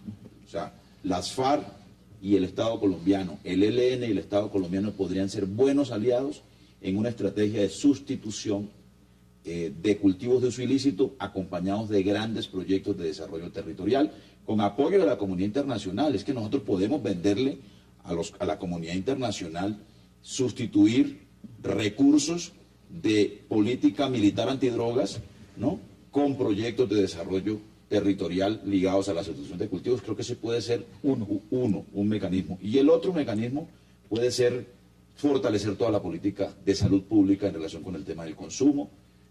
Ya ha habido una reforma aprobada por el Congreso de la República al tema del consumo.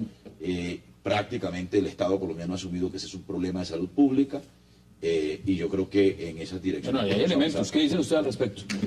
Mira, hay varias cosas. Duncan decía algo que decía, ya tenemos instalada él ha sido experto en el análisis de lo que eran las mafias, el Estado mafioso, los señores de la guerra sumidos con los negocios del narcotráfico y generan mafias. Y de hecho ya ahí está generalizado en el país y hay zonas, ciudades, caso Medellín, donde hay zonas que no se pueden todavía recuperar. Y es caso frontera México. Eso es una realidad que hay que abordarla con o sin negociaciones de paz. Pero a su vez, los impactos en la pobreza que ha generado la fumigación y en lo medioambiental es enorme. ¿Cuánto nos gastamos en glifosato? ¿Cuánto nos gastamos en balas? ¿Cuánto nos gastamos en munición? ¿Cuánto nos gastamos en esta guerra? Hay 500.000 millones que se están gastando de dólares en la lucha contra esta guerra, contra utilidades 10 veces superiores, obviamente, o eso es lo que el mercado produce. Eso es lo que el mercado produce. 500.000 millones se creen que se vende, pero lo que se gasta es muchísimo más en la represión.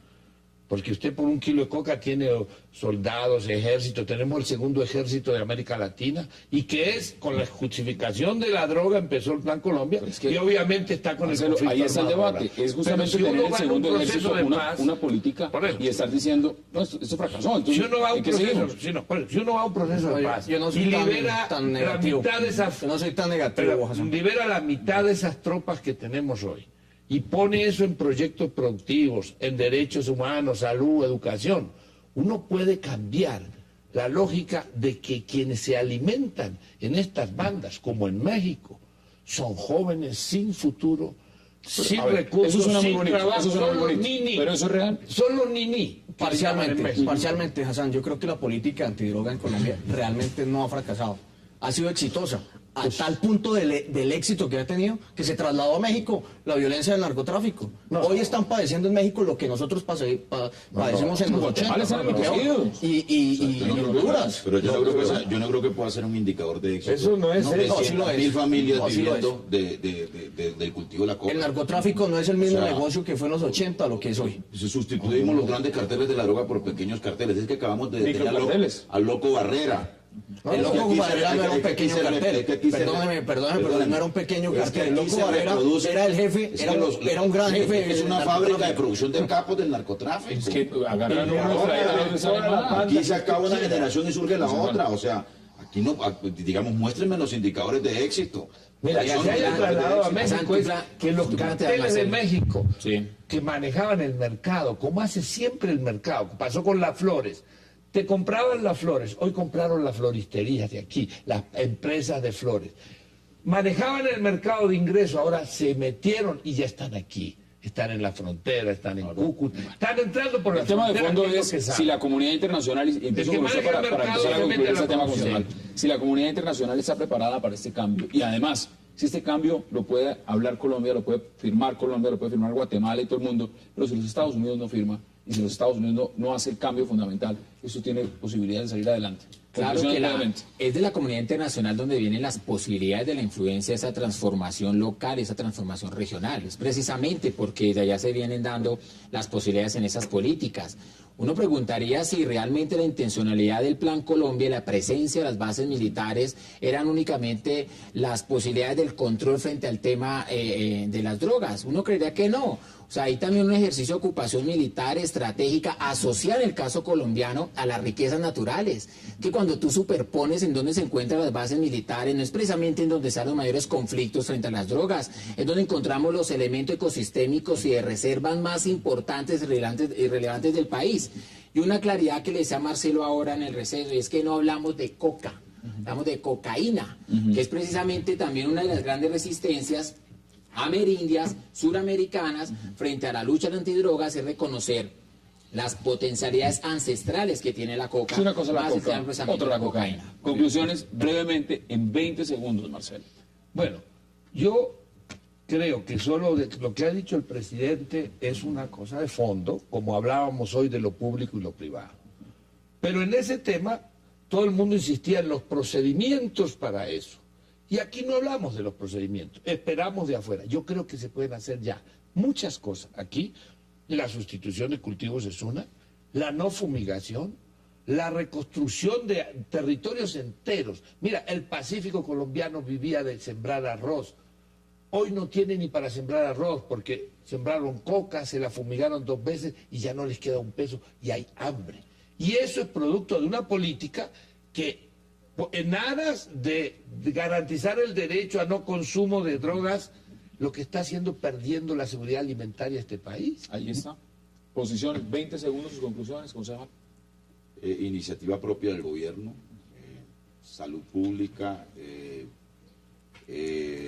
iniciativas, digamos, en relación con escoger caminos distintos al enfrentamiento militar al narcotráfico, aprovechar el proceso de paz como una gran oportunidad para relanzar una política antidrogas interna que tome distancia, que vaya tomando distancia de la política antidrogas internacional y fortalecer esta discusión en el tema de la política internacional por lo siguiente. Fíjese usted que el Plan Colombia, cuando se concibió, era una especie de plan Marshall asociado al cumplimiento de los acuerdos que se fueran construyendo con las FARC en la zona del Caguán y terminó convertido, por cuenta de esa política internacional, en un instrumento de la política antidrogas de los Estados Unidos. Conclusiones en 20 segundos, Guillermo. Yo considero que Colombia no está autorizado ni tiene la legitimidad para hablar de legalización de la droga, máxime cuando hemos puesto tantos muertos, donde simplemente por tener un porcentaje mínimo del consumo queremos plantearlo. Yo pienso que está Estados Unidos y la Unión Europea que juntos suman casi 100 millones de consumidores los que pueden plantearlo. Hoy la política antidroga es una, la que está trazada desde el año 61, y esa es la que hay que cumplir. El día que la ONU plantee otra estrategia, ese día mirará. Guillermo Rodríguez, gracias por aceptar la invitación. Gracias, Hassan. Concejal Sanguino, gracias por aceptar la invitación. Marcelo Caruso, gracias por aceptar la invitación. Y concejal Diego García, gracias por aceptar la invitación. Y a ustedes, gracias por acompañarnos. Nos vemos mañana de nuevo aquí a la misma hora para seguir debatiendo la agenda política de Colombia y del mundo. Es una próxima oportunidad.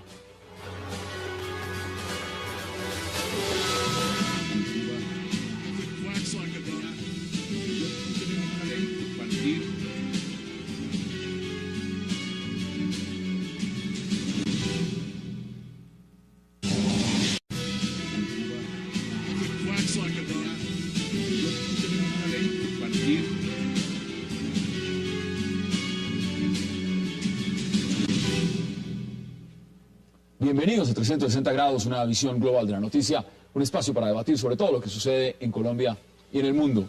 Y empezaremos hoy 360 hablando durante nuestra primera media hora sobre la decisión de Azonar Judicial de suspender el paro que lleva 56 días para irse de vacaciones hasta el 21 de enero.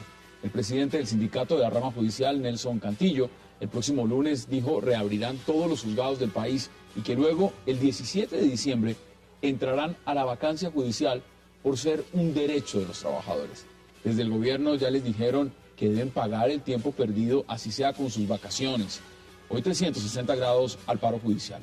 Y en nuestro segundo debate de la noche hablaremos de la denuncia realizada por el alcalde de Bogotá, Gustavo Petro, acerca de las nuevas chuzadas que le estaría propinando, que sería víctima para descubrir su estrategia de basuras cero. El alcalde Gustavo Petro nuevamente habría sido chuzado y esta vez habría sido por un plan secreto para recoger basuras en Bogotá. Luego de conocerse una grabación de una reunión privada entre el burgomaestre, miembros del sindicato de la empresa de acueducto y empresarios privados. ¿Está siendo chuzado el alcalde Petro? Y si es así, ¿quién estaría detrás de estas chuzadas? Debate hoy aquí en 360. Y nuestro tercer tema de la noche serán las recientes declaraciones del presidente Juan Manuel Santos y de otras personalidades alertando sobre el fracaso de la guerra antidrogas y pidiendo un nuevo enfoque. Sin embargo, Santos afirmó que Colombia seguirá atacando al narcotráfico de manera contundente. El presidente de Colombia, junto a otros exmandatarios, como lo han hecho en el pasado los expresidentes Jimmy Carter, Fernando Cardoso, César Gaviria, Vicente Fox y Lich Walesa, advirtieron que decenas de miles de personas mueren cada año en la guerra contra las drogas y que las políticas de prohibición crean más daño que las que previenen. En realidad hay que cambiar y replantear la guerra contra las drogas. ¿Será la legalización la solución a todo el problema? Lo discutiremos aquí junto a ustedes esta noche en 360 y no se vayan, que en segundos empezamos. Lo que estamos haciendo muchos colombianos es, bueno, ¿vamos a seguir responsabilizando al gobierno? ¿O acá hay una parte muy especial que también tiene que ver con quienes están dirigiendo el paro? Claro, pero es que eso fue el efecto de minimizar la protesta. Y es que a través del Twitter, funcionarios del Ministerio de Justicia lo que hacían era decir es que aquí es el 20% nomás, cuando no consultaban lo más mínimo, la realidad era el 95% del país el que estaba paralizado. A esto nunca se le Es que mire, doctor Bernate, con que Palo Quemado en Bogotá esté en paro, quiere decir que el 30% de las audiencias del país o el 40% están en paro. Si usted lo mira en términos funcionales, pero si usted lo mira en términos del total de procesos del país, está próximo al 99.5%. ¿Qué ganamos con que un fiscal investigue si no puede ir a un juzgado? No, nada. Si el proceso no se puede llevar a cabo. cabo. ¿Qué ganamos con un fiscal investigando en estas condiciones? Es que aquí ha pensado alguien que ahorita viene un incremento salarial para todos los funcionarios que se hace a rajatabla, es decir, es el 3%. El mismo 3% para un funcionario que gana 25 millones le representa un aumento de un millón de pesos. Para el secretario de juzgado que se gana 1 millón de pesos son 60.000 pesos. O sea, la brecha este año aumenta 960.000 pesos más. Mire, ¿qué hicimos? Meter el mugre bajo el tapete y listo. Estábamos hablando el otro día aquí justamente con dos líderes sindicales y con un experto en el tema laboral de lo que significa el salario mínimo. Salario mínimo. Y ni siquiera lo han podido, están mirando si lo suben el 3% o el 4%. O sea, si vamos a hablar de tema salarial, realmente no podemos ponernos tampoco a pelear. Porque la mayoría de los colombianos que viven con un salario mínimo no alcanzan ni siquiera a comprar la canasta familiar, porque ni duplicando el salario mínimo podrían comprarla. ¿Cómo bajo el argumento salarial, que evidentemente es una reivindicación que es válida, vamos a parar el sistema judicial en Colombia? Pero perdóneme, es que el gobierno, ¿qué ha hecho por arreglarlo?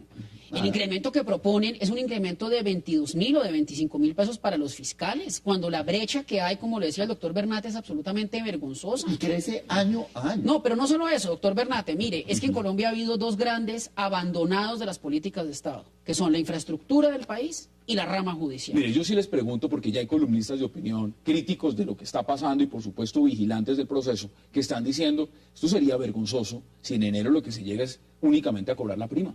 Porque el tema salarial, y volvemos a la discusión de fondo, es que las reivindicaciones que están pidiendo son válidas. El problema es el mecanismo.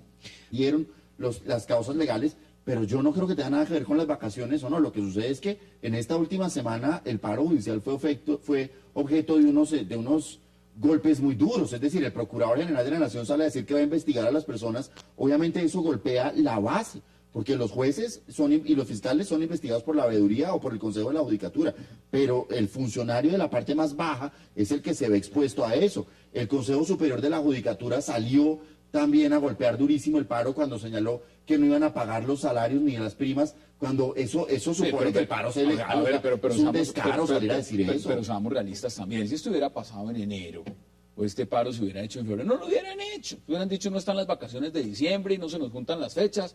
O sea, aquí hay una congruencia de fechas y hay un esquema que la pregunta que se han hecho muchos es desafortunado, lo que usted quiere decir. Muy desafortunado. Sí, probablemente sea desafortunado. ¿O calculado? Pero yo no creo que sea calculado, porque yo creo que nadie previó que esto se tomara 60 días. Yo no creo que nadie, ni siquiera Zonal, previó que esto se tomara 60 días.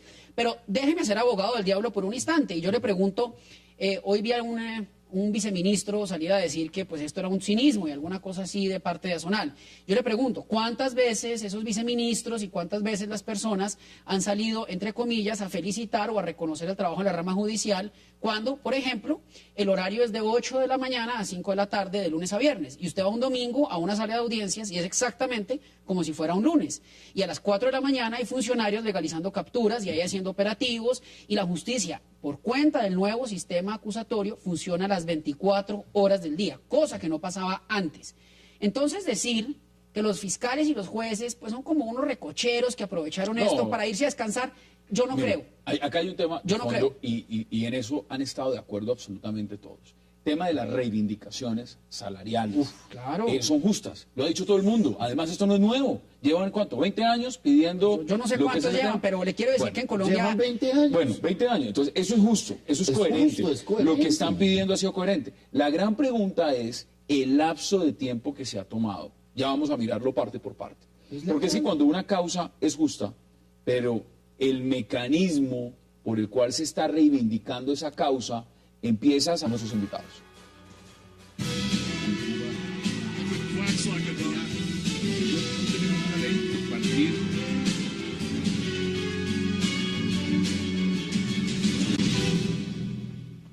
Y empecemos de inmediato a debatir sobre lo que significa esta suspensión del paro judicial. Para esto le doy la bienvenida a dos grandes colaboradores y amigos de este programa, a los penalistas Francisco Bernate y Fabio Umar. Caballeros, como siempre, qué placer tenerlos en esta mesa. Un placer siempre es nuestro. Buenas noches para todos. Muchas gracias, doctor Bernate, buenas noches. Mire, vamos al grano. Yo aquí tengo preguntas y preguntas y preguntas, y la verdad es que se pone uno a pensar y dice, lo puntual, levantar el paro para irse de vacaciones, ¿es eso coherente?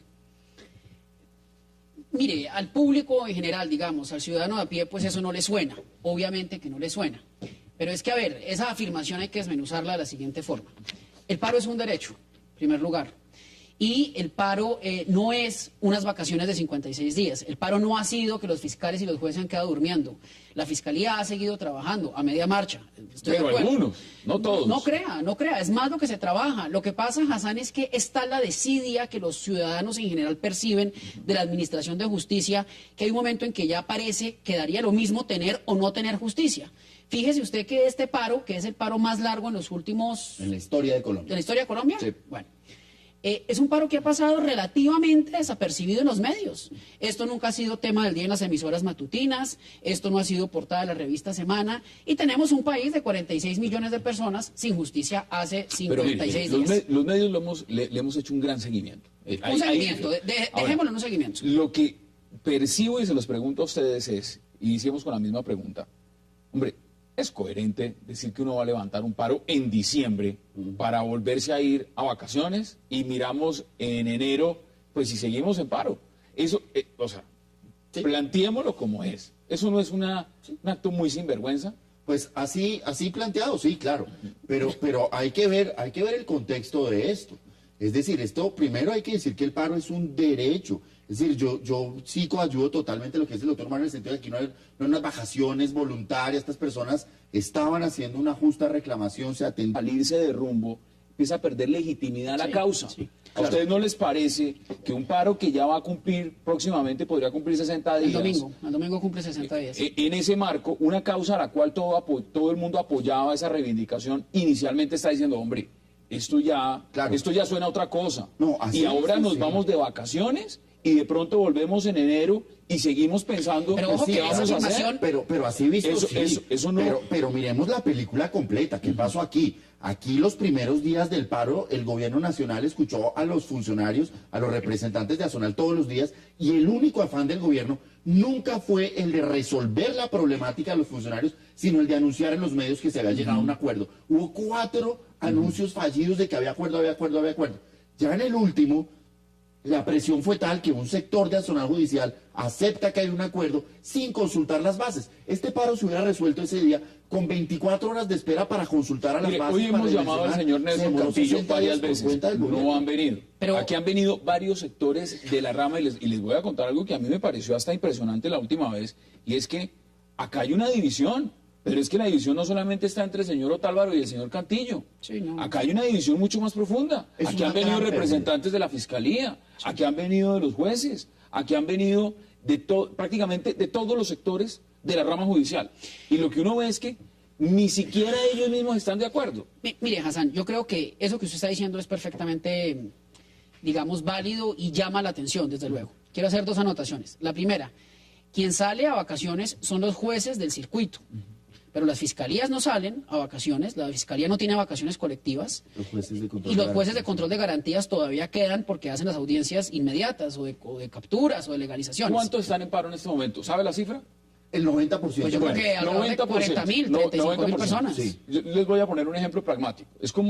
aquí entraran en paro los camarógrafos. El programa no sale al aire. O entrar en paro el de producción, pues no sale al aire. O entrar en paro el presentador o el director, pues no salimos al aire. De acuerdo. Aquí falla una de las personas y el eslabón se cae. Podemos estar diciendo nosotros, bajo el argumento de que solo un sector el que está en paro muy chiquito, pues la justicia no opera. Claro. Y la pregunta que nos